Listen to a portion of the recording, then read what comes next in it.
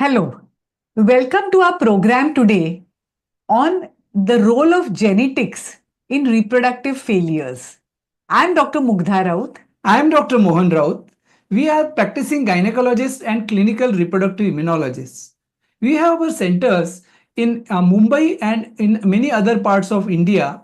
And at these centers, we treat couples with repeated miscarriages, recurrent IVF failures, and unexplained infertility using lymphocyte immunization therapy or Immulit treatment and other immunomodulatory medications. So today we would like to welcome Dr. Parag Tamhankar. Welcome, Dr. Parag Tamhankar. Hello, everyone, and thank you, Dr. Raut and Mrs. Dr. Raut. I am very happy to be on this presentation. It is really nice and kind of you. I've heard a lot about you and your work, and it will be very exciting to collaborate together on this field in reproductive health. I'll be answering the questions that you have framed, and it will be very happy to discuss further. Thank you, Dr.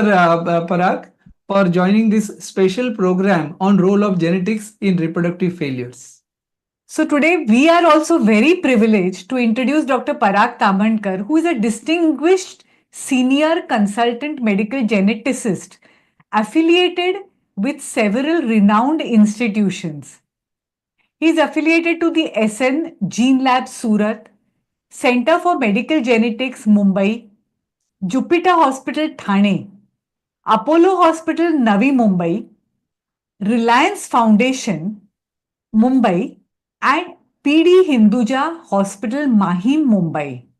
Dr. Tamhankar holds a DM in medical genetics from Sanjay Gandhi Postgraduate Institute of Medical Sciences, Lucknow, which he completed in 2010, making him the first DM medical geneticist to practice in Maharashtra.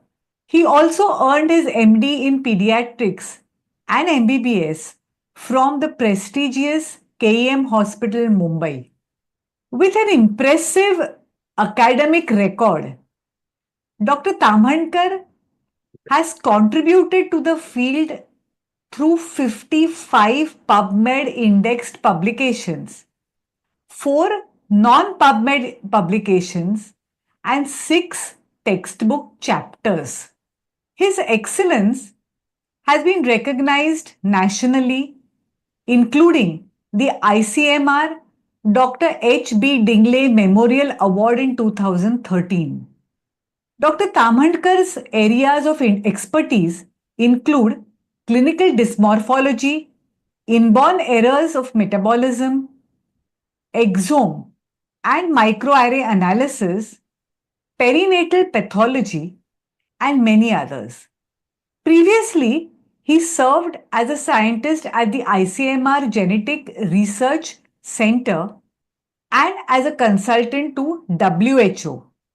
Additionally, he has made significant contributions as the treasurer of the Indian Academy of Pediatrics, Mumbai in 2012. Dr. Tamhankar's exceptional contributions and dedication to advancing medical genetics makes him an inspiration and a leader in his field. That's why we say that we are really privileged to have Dr. Tamhankar answer our questions on genetics in reproductive failures. That's great. I think this long introduction and his accolades are really huge, and we are lucky to have him here as our guest in the field of genetics. So Dr. Parag, let's start with our discussion. The first question that comes to our mind as a gynecologist or working in the field of reproductive failures is, what are the common genetic factors that are involved in patients who have miscarriages or repeated miscarriages? Can you elaborate on that and how important role genetics plays in repeated miscarriages? Yes, thank you very much for the kind introduction. So for answering this question, I'll just tell you a few lines and the viewers a few lines about genes and genetics. So basically, the DNA, which is a basic molecule of life, it contains all the genetic information that is important to for the development and proper functioning of an individual. So basically, we have the DNA in the cell, in the nucleus, and in the mitochondria. The nuclear DNA is made up of chromosomes, which is 46 in number. There are 23 pairs, and they're numbered from 1 to 22, which are called as autosomes. And the 23rd pair is the sex chromosome, which is XX in a female and XY in a male. The mitochondrial DNA is basically a circular DNA. It's not like a chromosome, and it contains much less amount of DNA than the nuclear DNA. The nuclear DNA is inherited from both the mother and the father.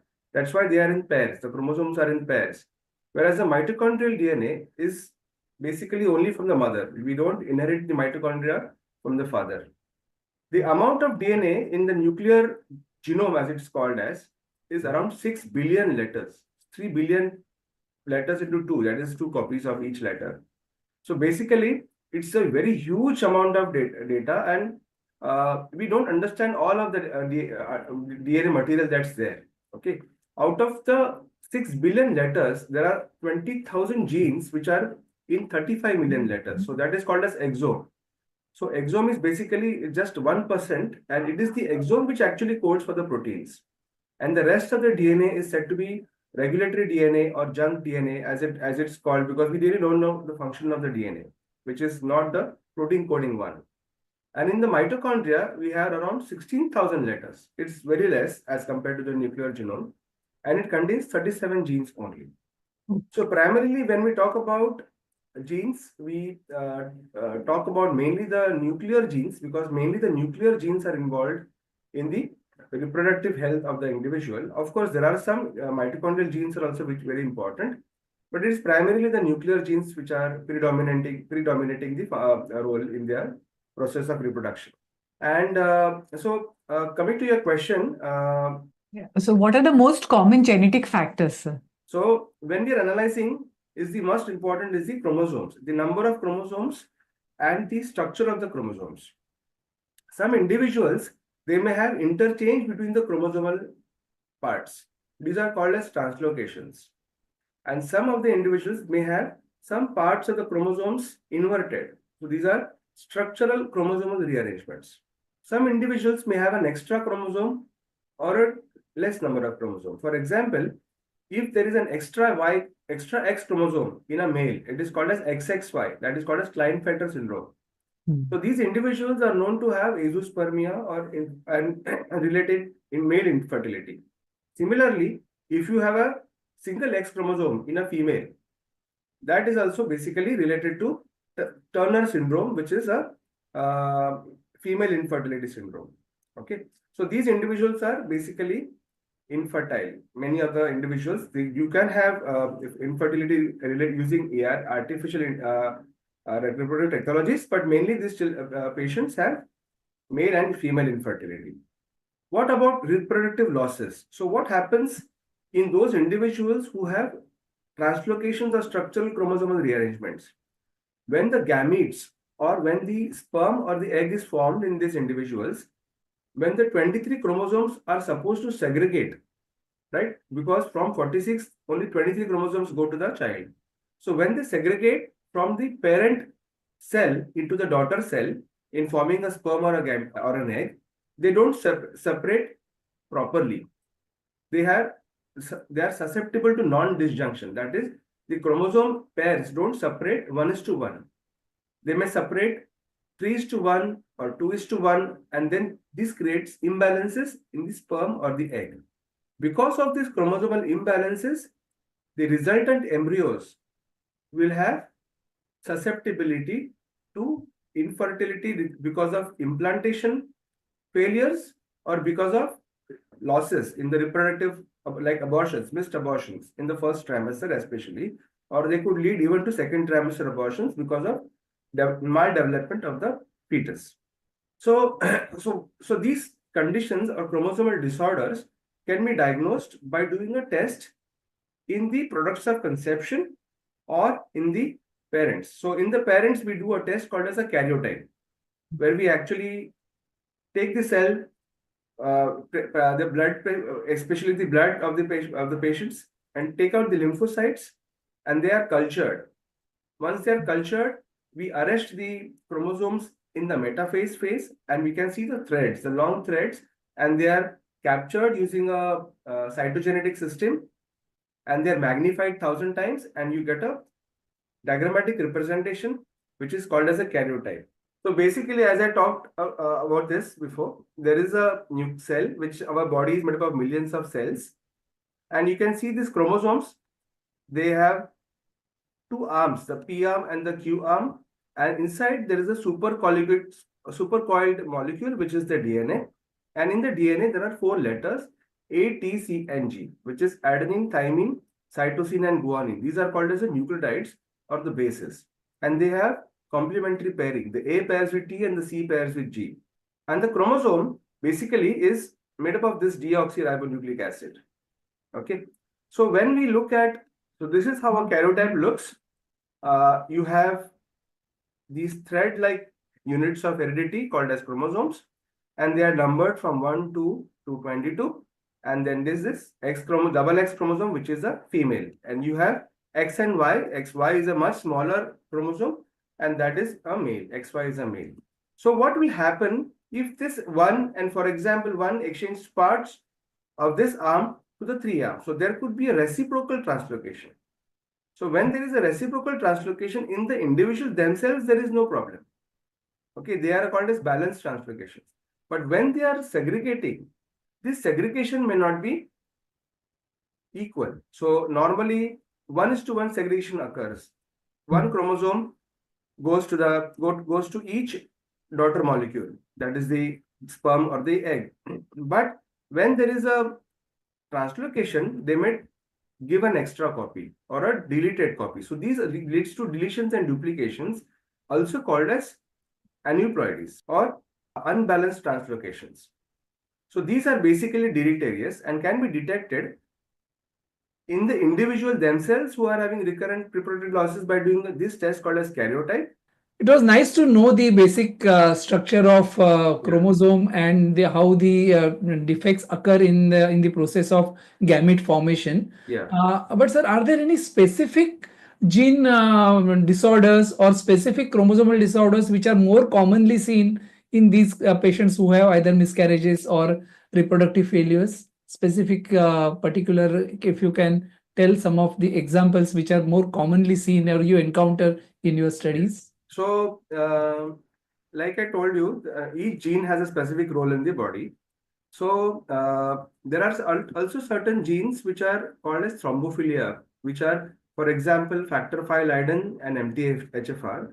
So, these genes, they play a role in the development of the placental blood flow. So, many times, because the embryo may be normal, the embryo has a normal chromosomal complement, but because the placenta, which supplies the blood to the fetus for the development of the proper development of the fetus, may not have a proper blood flow, and they develop clots. So these are called as thrombophilia or hereditary disorders of predisposition to clotting.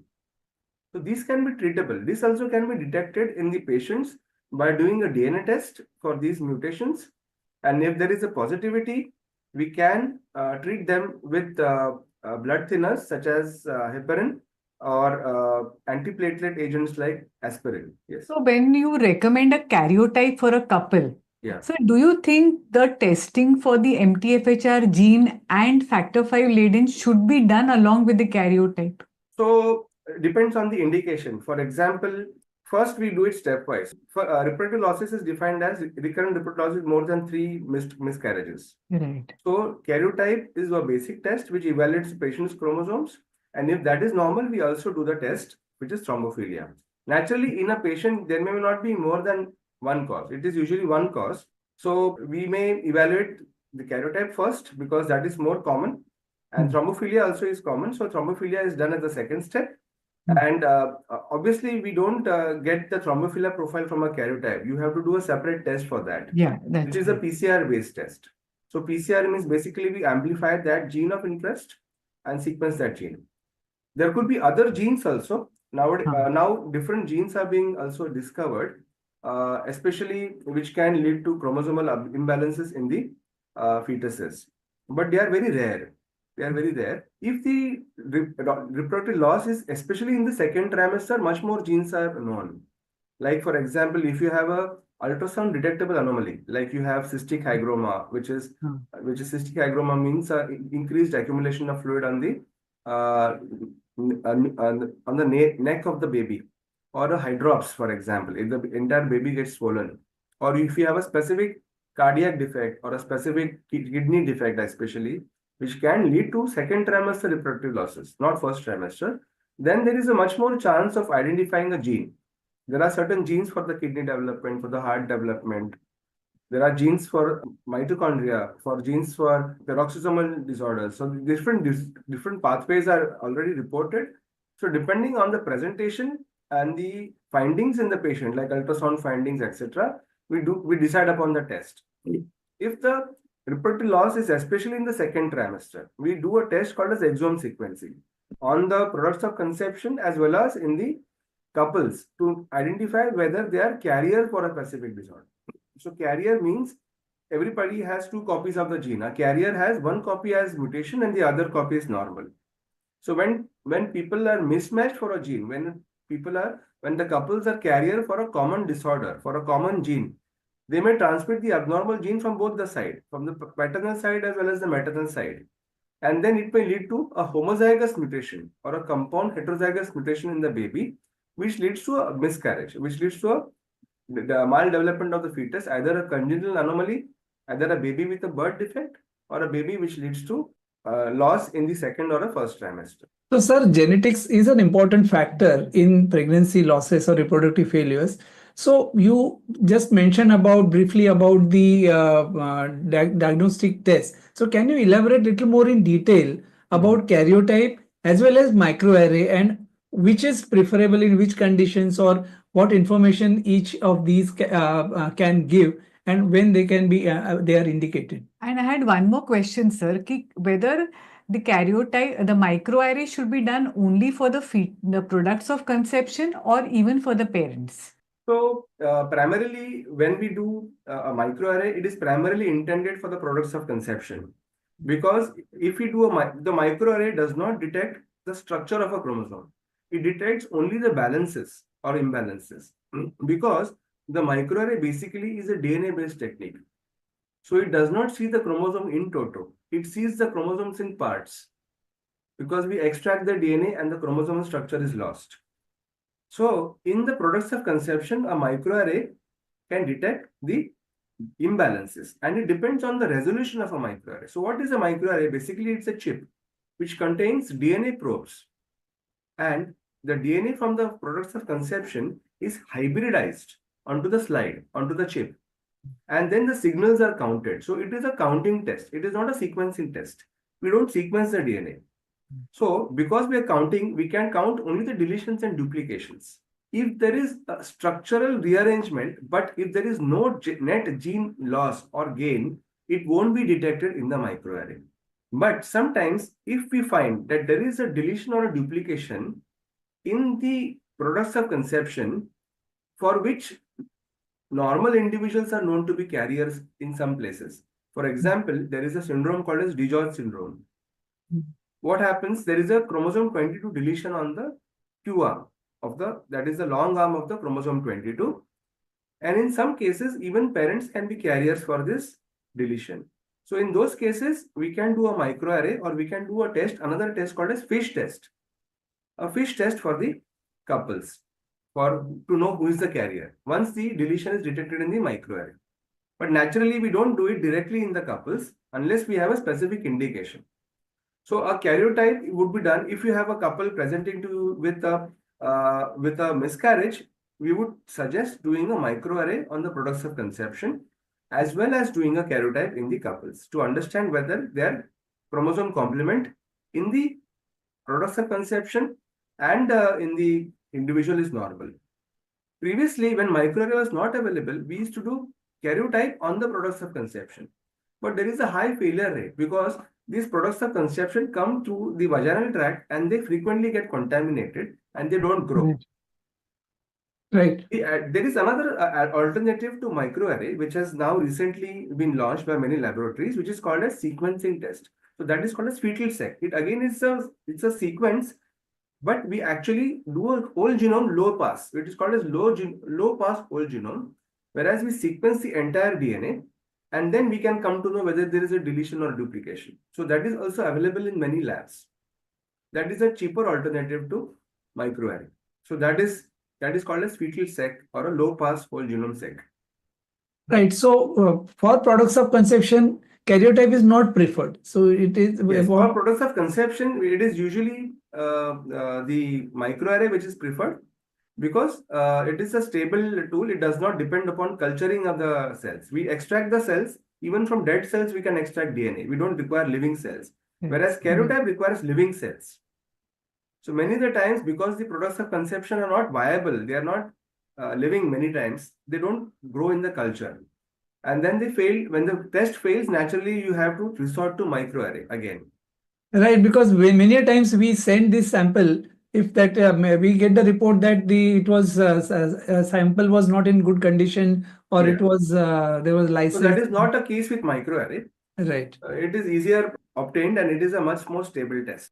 Another test that we do is we do a maternal cell contamination. Especially, we have to remember, when we are testing the products of conception, we should also ask for a MCC test. MCC means maternal cell contamination. So when we are analyzing the DNA, we should be sure that we are analyzing the fetal DNA and not the maternal DNA.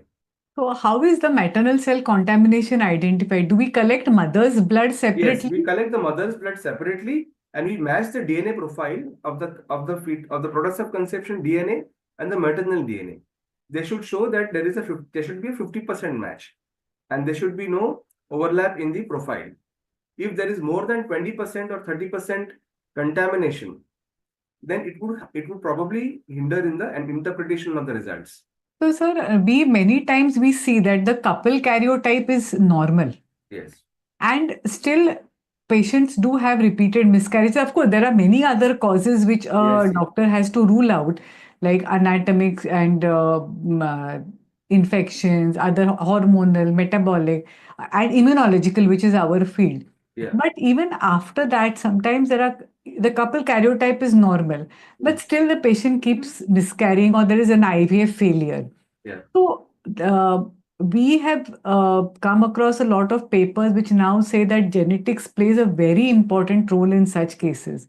So are there some genes which we don't identify and are responsible for the miscarriages? As yet, we don't identify them, and we still cause miscarriages. And second question, sir, is, are the mitochondrial, this which you said, the DNA, are they also responsible for miscarriages? Very good question. So in a case of karyotype, it is limited to the human eye aided by the microscope. So actually we are seeing under the microscope. So it is only 1,000 times magnified. So the limitation is that we are restricted to a single band in the chromosome. You see, I showed you the chromosomes. They are dark and light bands. Right. So each band is approximately 3 million letters, 3 MB. So you should have deletion, duplications, or translocations or inversions of chromosomes of at least 3 million letters. So if you have smaller translocations or smaller duplications or deletions, which are not detected by karyotyping, but enough in a critical gene, in a critical region to create imbalance in the fetus or embryo, it could still be possible. So you could have individuals with a normal karyotype, but with an abnormal POC showing a microarray, which is detected the deletion.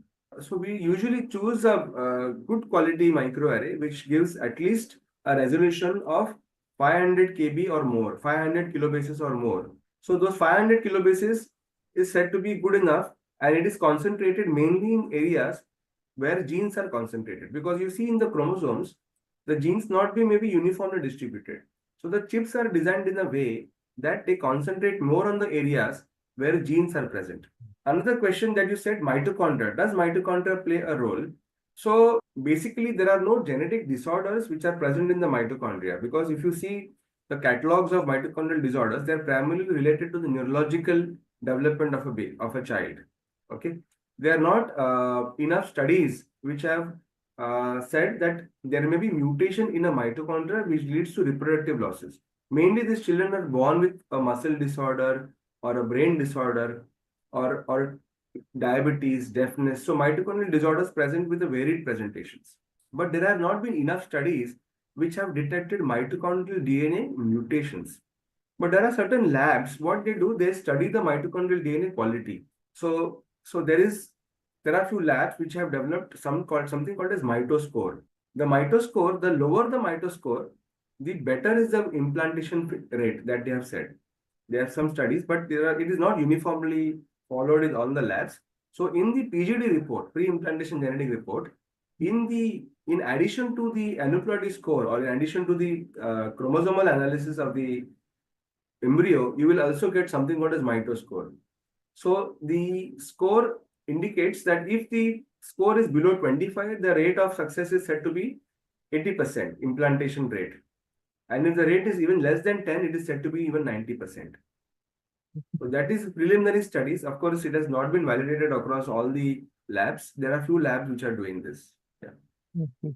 So along with a PGD, mitochondrial score should be available. Yes, it is So the whether it's a preliminary studies show euploid that or they are beneficial. Yes. yeah, so whether it's a euploid or a aneuploid embryo. Even then, So then mitoscore is an independent predictor. That is what they have found in certain studies. Right. So, sir, in this was very insightful, sir, for insightful. us. So, sir, about now recurrent IVF failures, if you come to that, many a times IVF doctors means the patients are suggested the pre-implantation genetic testing (PGTA) is done to know the ploidy status of the. Yeah. So, can you tell a little bit more that will that solve the problem completely, or there are also gray areas in the PGTA also, because Yes, certain yes. studies are for it, certain studies are not for PGTA. So can you, from as a geneticist, can you throw Yes, more yes. light on So this? in the PGTA, and that is basically PGTA means A for aneuploidy. Right. So we are primarily, so I would just like to tell there are three types of PGD. One is PGD-A, which is for aneuploidy. Then we have PGD-M, which is for monogenic disorders. Right. And there are certain labs which are also doing PGT-SR, which is pre-implantation genetic testing for structural rearrangement. Right. I'll briefly tell about each of these. So PGT-A is basically what they do is take the DNA from the embryo on the day 3 to day 5, and then they freeze the embryo. They take the they do the biopsy, and that is the blastomere biopsy. The embryo is in the blastomere phase.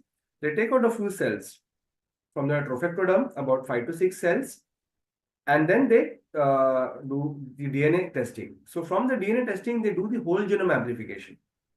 So basically, what the DNA without the amplification cannot be processed because it's a very little DNA. From that DNA, they sequence onto a sequencing chip or onto a microarray chip. So you have two technologies for PGT-A, either the NGS technology or next generation sequencing technology or the microarray. So both platforms are good enough.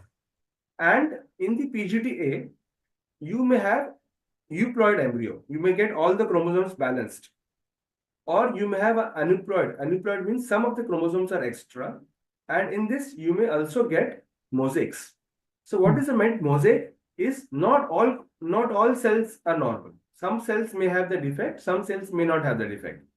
So some are high grade mosaic. High grade means more than 30-40% cells having the mutation. So you will get a mosaic score. If you have the low mosaic cells with low mosaic embryos which have aneuploidy in less than 30% of cells, if you don't have a normal embryo, even they can be used because they also said that even low mosaics can lead to successful implantation and a normal baby.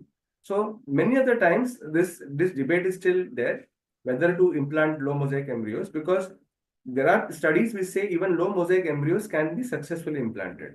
Naturally, when we are doing PGD-M, what we do is we should have a history of a genetic disease. For example, the commonest genetic disease is thalassemia. Thalassemia is a disease where hemoglobin is less. You have anemia because of defect in beta globin gene. Parents are carriers, they are minor, and they are at risk of having a child with major. So naturally, parents are screened first for the different mutations. And once we identify the mutations, we do something called as pre-PGD workup. We prepare probes which can identify successfully the mutations in the parents, and then we do the PGD, actual PGD. So for every PGD, there is a pre-PGD workup, because naturally we have to see whether our probes are working well on the embryo as well as the PGD patient who is already undergoing the PGD. So after the PGD, what is basically we are looking at? We are looking at point mutations. We are not looking at chromosomal abnormalities. We are looking at single letter changes. So this is called as PGD-M. Okay, so that is usually done not by NGS, not by microarray, but by a technology called as Sanger sequencing, which was a conventional sequencing technology.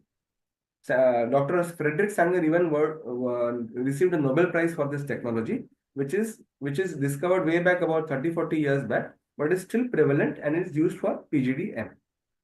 PGD-SR again is NGS or microarray. It is a much more resolution, where we look at structural imbalances, not just aneuploidies. We look at partial deletions and partial duplications.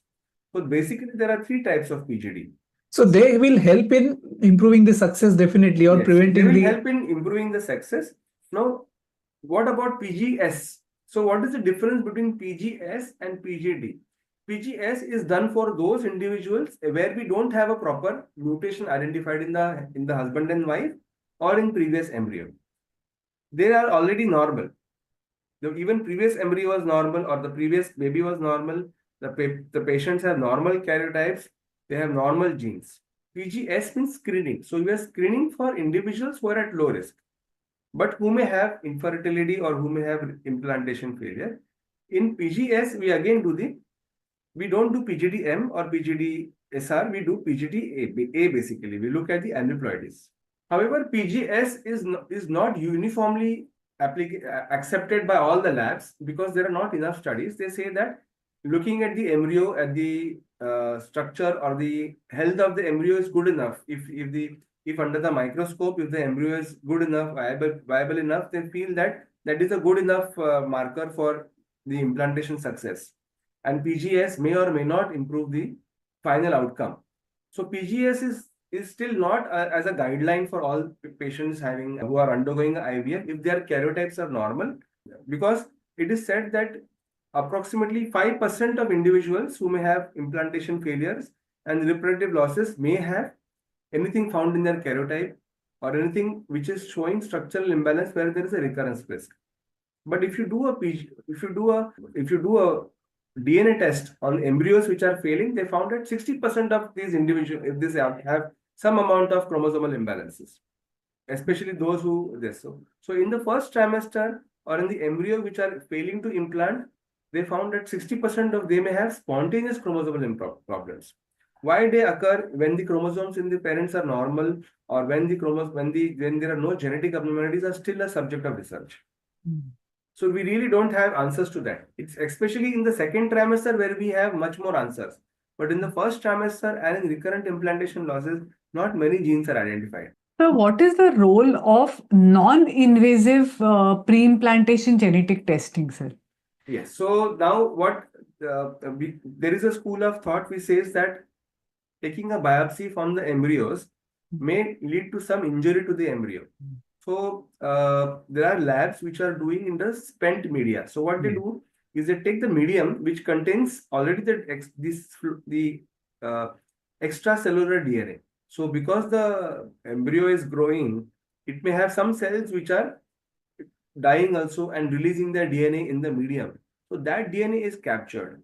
But there are not many labs which are doing this. It is a technically demanding process, and the availability of the test is minimal, especially in India. There are not many labs doing it, because the amount of DNA naturally, when you take out the biopsy, you have the cells, and from the media, you don't have that much amount of DNA. So people are still standardizing it, people are still developing it. It has not come so easily in the market. It is not a test which is easily available in the market. And so there is one concept which is commonly heard is the embryo autocorrects itself. So Yes, can you? that's what I said. The mosaics, low mosaics. Mosaic. Why is this low Okay. mosaic? Because they are chromosomally abnormal. They have some chromosomally abnormal cells, but they do survive. So that is something which is amazing. So there, which means that many of the chromosomal abnormal cells which are there, they may slowly die out over the period of duplication and over the period of growth of the baby. They may slowly die out. That is what is the hypothesis. So there is one more thing we hear very often is the role of epigenetics. Now, Ah, how yes. does it play? How does epigenetics play a role Yeah. in reproductive failures, or for that matter, if you can tell more about epigenetics, it will be useful for us and for For the everyone. audience also. So what is meant by epigenetics? Like I showed you the photo of the DNA, you have the A and C and ATCG. Basically, A pairs with T and C pairs with G. So epigenetics means there is modification of these bases, especially the cytosine base. The cytosine is methylated. So when the methyl group is attached to cytosine in the sequence, especially in the promoter of the genes have a part called as promoter, which is not exactly translating into the protein, but it is controlling the regulation or the transcription or the expression of that gene. So if the promoter is methylated at the cytosine base, that gene does not express. So that gene is said to be imprinted. So naturally, in certain genes, there is a phenomenon called as imprinting. Everybody of us has two copies of each gene, mother's and the father's. But in certain genes, either the mother's genes expresses or the father's gene expresses. Both genes don't express. That is a normal phenomenon. So what is meant by epigenetic disorders is either when both the genes express or both genes don't express. Oh. So you may have deletion of the expressing copy or overexpression of the silent copy, or you may have disomy. That means a chromosome which is inherited from a single parent, uniparental disomy, which means both the chromosomes are from mother or father, not from either. Uniparental disomy. So this is called as epigenetic disorders. Naturally, when we talk about epigenetic disorders, they are primarily talked about children with those disorders. There are certain disorders like Prader-Willi, Angelman, Russell-Silver, Beckwith-Wiedemann. So these imprinting disorders present in children, they don't present in the neonatal age group or in the in the fetal age group. They don't present in the embryonic stage as of now. There are no reports. Of course, certain disorders like Russell-Silver are known to affect the birth weight. They can cause low birth weight or fetal growth restriction. They present like very small babies, 1 kilo or 1.5 kilo. They affect the fetal growth. But up till now, there are no genetic disorders or imprinting disorders which have been identified in the embryonic stage. But a lot of research is going on. When they have found out signatures, epigenetic signatures throughout the DNA molecule, they have found differences in the epigenetic signatures. There is another epigenetic phenomenon which is called as histone modification. So the histone proteins are attached to the DNA. So the DNA is a deoxyribonucleic acid, but it also contains proteins called as histones. So the proteins are acetylated. So they have looked at different genes which modify these histones, which are called as DMRT genes. So some of these genes show certain variations which have been found, and individuals with these variations have found that they could be at risk of certain problems in their children. And it is also said, it was also hypothesized that when we do ART or artificial reproductive technology, there could be some risk to this imprinting process, because imprinting process occurs after conception. It doesn't occur before the conception. So when we are handling these embryos, they could affect the imprinting process. It is hypothesized.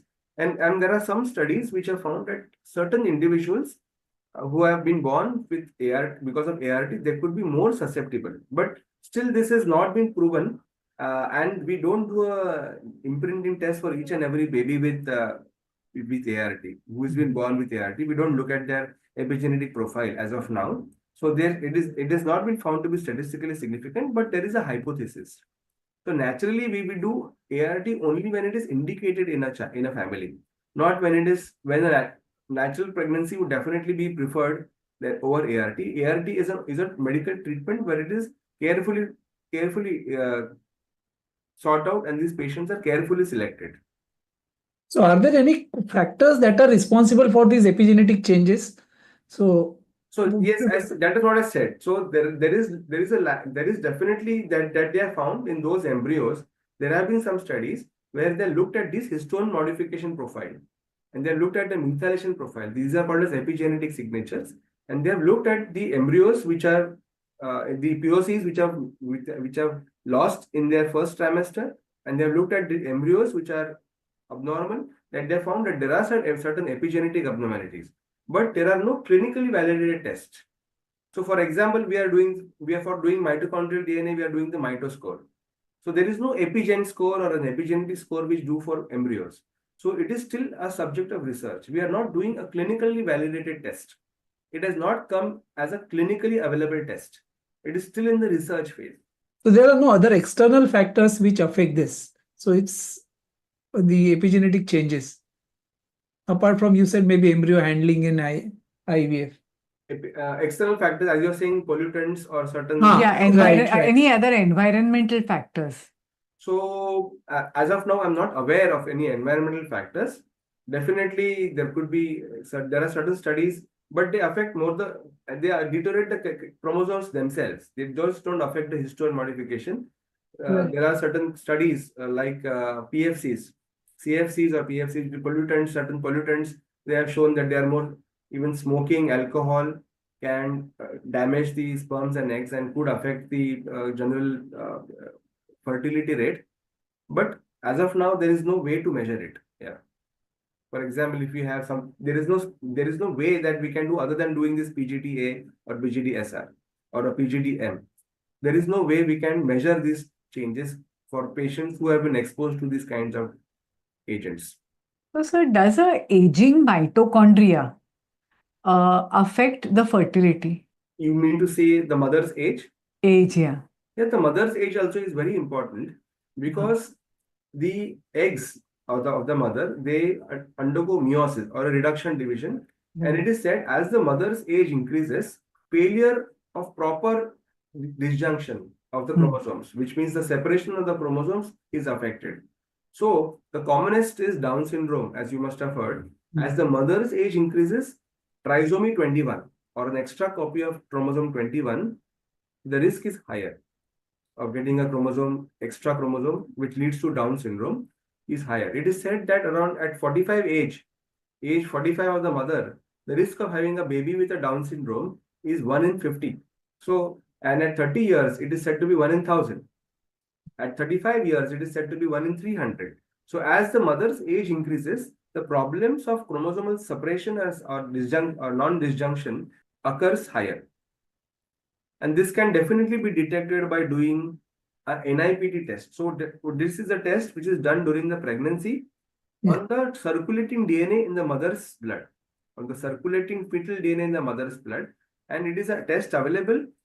Previously, we used to do maternal serum markers like dual marker, quadruple marker, triple marker. But nowadays, these tests, the NIPT test, non-invasive prenatal test, is very good to detect the chromosomal aneuploidies.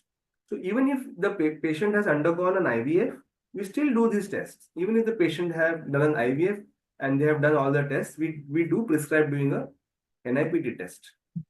Because PGD is still not a very foolproof method. We use very little DNA. So the chances of errors in PGD could still be higher than doing a prenatal test. A prenatal test is done in the unborn baby at 12 weeks or at 17 weeks by doing a chorionic villus sampling or by doing an amniocentesis. There we have much more amount of DNA. So doing a fetal DNA testing would be more accurate than doing an embryonic testing. So even though a patient has undergone a PGD or a PGS, we still advise doing there is still a role of doing a non-invasive testing, or if there is a abnormality detected in the fetus, then doing a prenatal testing, because this would be more accurate. So, sir, finally, we would like your opinion. So, there's a large group of patients who have unexplained reproductive failures, maybe unexplained IVF failures, unexplained miscarriages. So, do you think genetics can give answer to all those patients, all those who are unexplained, are because of genetic problems, or what is your opinion about this? Because there are certain studies we say, 90% or 95%, 98% are because of genetic abnormalities. So is it what is your opinion? So that's what I said. When we test the embryos which are failing to which have not implanted well in the abortuses, we do find a lot of chromosomal abnormalities. But many of this could be spontaneous. Even the parents have normal chromosomes. So that is still there is a discrepancy. Why it happens in those individuals, it is still not known. There may be some other genetic factors other than the chromosomes, which may be linked to genes which control the segregation of the chromosomes, which may be at effect. Then, in addition to chromosomal factors, there may be maternal factors like antiphospholipid antibody, Right. which are your field of expertise, or immunological disorders, which have some treatment. So those also could have a genetic basis. Why those individuals develop antibodies? Oh, They could also be why those individuals are having SLE or antibodies. Those are also genetic factors. Then there are certain studies where they have done in the endometrium. There may be differential gene expression because right. endometrium is the interface between the mother and the fetus. So the genes which are there are genes such as natural killer cells or genes such as vascular endothelial growth factor VEGF. So they have done studies for the VEGF and the natural killer cells in the endometrium, and they have found differences. There could be certain differences. So there are certain studies, there are certain lab, even tests in the market, which were there are a lot of debate whether to use this test. One test which was previously used much more was called as endometrial receptor assay. They used to they used to do a biopsy of the endometrium, and they used to see the expression of the 28 of around 28 genes, and depending on the expression, they used to tell what is the perfect timing. But nowadays they are not, there is a lot of debate. They have not found a uniform usage of this test, and it is not widely used. And there is another test called as endometrial immunological assay. They do a assay of many genes where they see whether the much more number of genes and whether the endometrium has good amount of balanced number of genes in that, and they see the expression and then they time it. It is a much more wider used test. So these tests are not easily available nowadays. They are not that well used. More research is required to know about this part of it. So it is not just the embryo, but the genes in the endometrium. They may also play a role in the maternal fetus interface, which may lead to an implantation failure or an abortion failure or a recurrent abortion. So still there is a lot of work to be done. So there are three factors: the agent, the host, and the environment. Right. The agent could be an infection, for example, a congenital infection which may lead to an abortion, or there may be environmental factors like the toxins, or there may be antibodies, or there may be host factors such as the genetics or the makeup of the embryo itself, like the chromosomes or the genes. Then there are certain other genetic disorders which I forgot to mention, which are also important and linked to fertility, which may be not to deal with chromosomes. Like for example, individuals with Carter syndrome. So these are Carter syndrome is to deal with the cilia. So the sperms have these tails. So patients with Carter syndromes have immotile cilia. For them, the IVF works well because it is only the failure of the sperm to swim. The chromosomes are normal. So they can do ICSI because you take the sperm of the individual and fuse and they are successful. Then there are certain disorders where there is cystic fibrosis, where the sperms are motile, but there is absence of vas deferens. The vas deferens is the communication between the epididymis and the tip of the scrotum. So the epididymis is the one which is carrying. So vas deferens is the tube. Those tubes are absent, and even a clinical examination or an ultrasound examination can detect this absence. So cystic fibrosis is not common in India. It is more common in the West, and it can be detected by doing a DNA test. So if you have individuals which have such problems, you can do a DNA test and find it out.